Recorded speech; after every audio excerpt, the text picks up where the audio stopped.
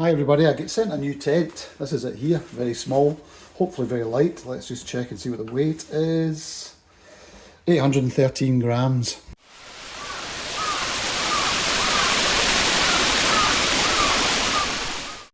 And the tent in question is a Lanshan 1 Pro, which is a tent I've had before, but apparently there's some decent upgrades to it now.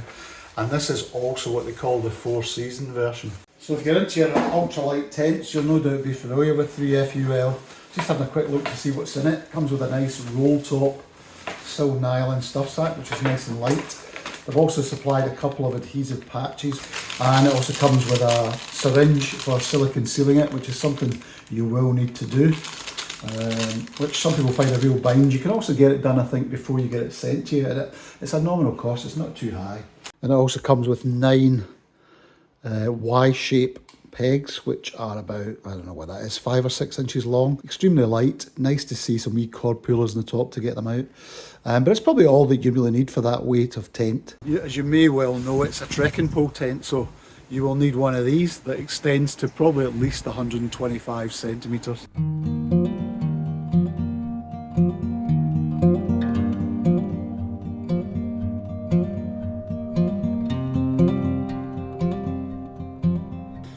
What I tend to do is peg out the 4 corners first to try and get a perfectly shaped rectangle. Then we'll pop the front pole in until it's standing upright. We'll do the front pegging point, and then I'll do the rear pegging point, and then the 2 end guys.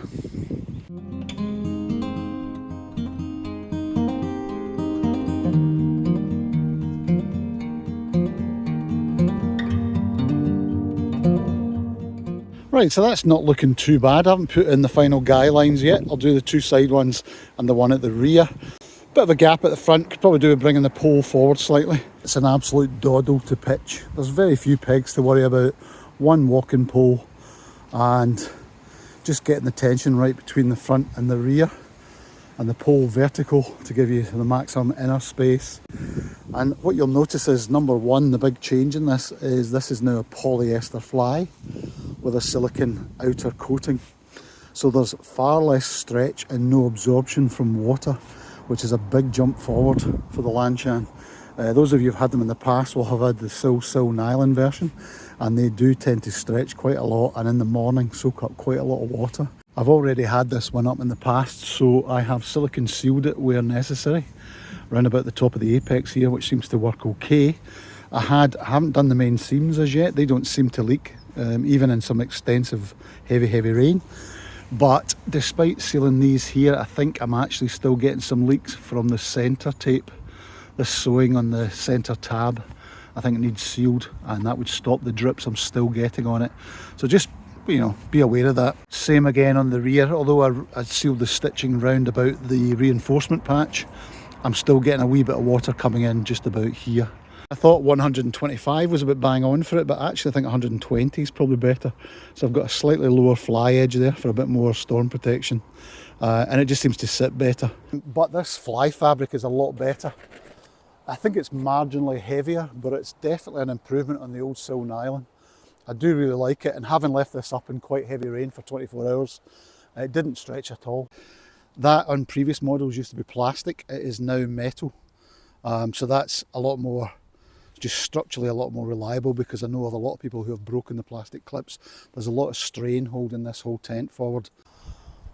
The third thing you'll also notice, or you may not know about it if you've never had this tent before, there's no longer a storm flap on here. So to save weight, they've gone for a water resistant, I think it's a YKK AquaGuard zip, which should do pretty much what the storm flap did, but again saves a wee bit of weight. Let's tie back these doors, show you the inside. Elastic tie backs with a nice chunky toggle on it on both sides. And if you look at this, you'll see what the difference is with this 4-season. Instead of having a full mesh inner wall here, or a separating wall, we've got polyester up to about 1/3 from the top. This is stiffened to let air move around it quite easily, but it does have bug mesh in there, so unlike a lot of American tents, you're not going to get flooded with bugs, mosquitoes and midges. Actually, my original one used to have a curved zip on one side, so you could only access one side of the vestibule. But on this one, you'll see it's a full T-zip. You can open that side, you can open this side, or open the whole thing up. This is on a separate loop, which I just loop round the outer peg, and that just tensions up the tray ground sheet corners. But it'd probably be nice to make those captive and just tie them off, so it's one less thing you have to do in a hurry. There we go, nice open vista for those nice mornings. Actually, these wee tensioners at the back here have changed, so you can now bring up the tray ground sheet to a higher height, which then makes the perimeter mesh sit at a downward angle, which then means that the water and the condensation and the fly runs down and doesn't come back and into the tray. It will drain out through the outer edges. You've got on this one now a kind of extra layer, which acts almost like an inner tent or a conventional tent. So your foot and your head are kept away from the condensation of the fabric. So this layer is what touches your bag and your head, if at all, rather than the outer wet condensation covered fly sheet. One tiny little pocket at the back there, which isn't in your way, which is fine, but it's small, it's not very useful, stuff doesn't sit in it right. So my suggestion would be to move the pocket up here somehow. Either put it on one side or across here possibly. The zip maybe doesn't have to open as much, but then you could have like a tiny gear loft come pocket, possibly even made out of the polyester, so it diffuses your head torch light, and I think that would be much more useful. So there's an elastic loop which you put over the end of your pole, and that holds this tray ground sheet in place, which seems to hold its height as well, which is good. So if you get any surface water, it shouldn't pour into the inside of the tray ground sheet. We'll pop a mat and a sleeping bag in just to see how spacious it is, but it should be good, certainly for me anyway. So if you look, you've probably got 1.5 feet at that end and 1.5 feet at that end, and then look how much extra depth you've got in there. You could get a dog in here for sure, or lots of extra gear, and the vestibule itself has lots of room. It's plenty of headroom, as you can see. I mean, I'm only 5'8", but there's a good 1.5 feet above me here, probably in real terms a foot before your head would touch the fly. This vestibule is nice and big. I can cook no problem, lots of height. There isn't a two-way zip here unfortunately, but you can undo the zip completely because of the double hook, and you've got a nice venting strip running down there which will keep most of the rain and the wind away. It's spacious for the weight. For 800 grams it's a lot of tent and a lot of comfortable space for that, which is what you need in a single skin, because you're going to have to wipe it down a lot of the time. It remains to be seen whether I would use it in wet and windy weather, because unless you use a bivy bag, you're going to get spray off the inside of the fly. Keeping cold winds out on dry, sort of wintry or autumn trips, this solid wall will make a huge difference.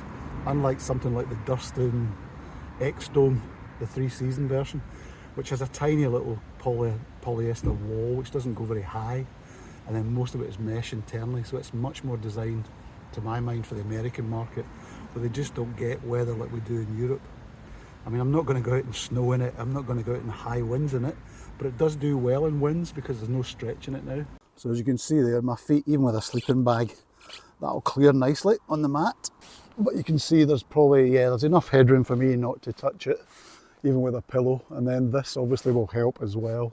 And there you go, with the inner door closed, the inner wall shut. It just cuts out a lot of breeze.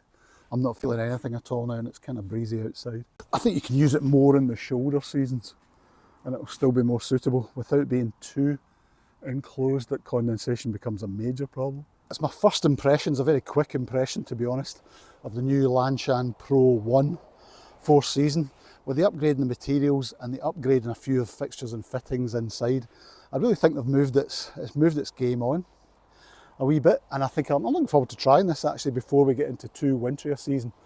It will be a kind of woodland tent for me. I don't really trust these things at altitude unless you get very sheltered weather. But it will be a kind of perfect through hiking tent for something like the West Highland Way. It's a kind of evolution of a classic, and I'll put a link on screen. I got this from James at Camperless. He sells them, and they're relatively cheap on there. You don't pay the import tax, it's all done for you. If you've got any questions, please ask, or if you get any feedback, good to know what you think of it. I know a lot of people use Lanshans, and that 3F UL gear is very well made, so I don't think you go wrong from a reliability point of view. So thanks for watching, and I'll see you out there again in the next week or so. Cheers just now.